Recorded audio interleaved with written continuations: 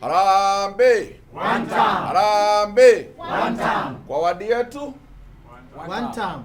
kwa watu wetu. One term. Kwa majina naitwa Patrick Maina Macharia ama Maina 237 na wania kiti cha uwakilishi bunge katika Thika Township Ward ili nikaweze kuendelea kuongelea watu wetu wa Thika Township Ward. La kwanza nataka kumkaribisha kiongozi wetu wa chama His Excellency Second Deputy President of Kenya Rigathi Gachagua hapa kwetu Thika mnamo Jumapili. Tunamkaribisha na ahisi anakuja nyumbani.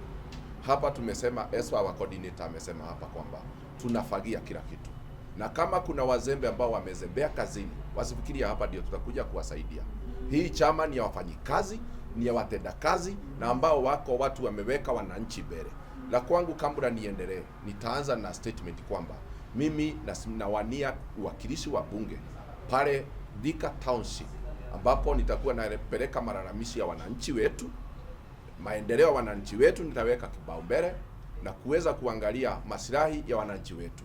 Kabla ya mtu kupewa uongozi na kupewa nafasi ya kukalia kile kiti, lazima uweke maslahi ya wananchi mbele kabla ukuje kuchukua kiti. La kwangu nasema kwamba tunaona kuna ruwaza 2060. Nataka kutuma huu ujumbe kwa wale ambao wamezembea kazini wakikuja kutafuta mahali ya kujihifadhi katika chama cha DCP. Ni kwamba tulikuwa na 2030 ambayo mpaka wa sasa haijakamilika. 2060 hatuwezi fika kama hatujafika 2030. Nataka kutuma huu ujumbe kuwa Gen Z haikufika kutafuta ruwaza 2060. Kumbadua Rigathi Gachagua kwa kiti haikufika kutafuta ruwaza 2060. Kuweza kuiba mali ya wananchi haikutafuta ruwaza 2060. Kwa hivyo tunatuma ujumbe kwa wale viongozi wote ambao wanaongoza nchi na ambao wanaketi kufikiria mambo ya nchi, ni kwamba tuweke rights za binadamu before everything. Kama tutaenda kwa barabara ambazo tutakuwa tumeuawa sisi wote, hatuna haja na hizo barabara.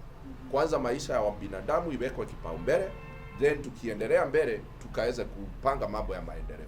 So la kwangu mimi nasema kutoka hapa Thika, na tunatuma ujumbe kwa kila mtu, tusiharibu amani ya nchi yetu.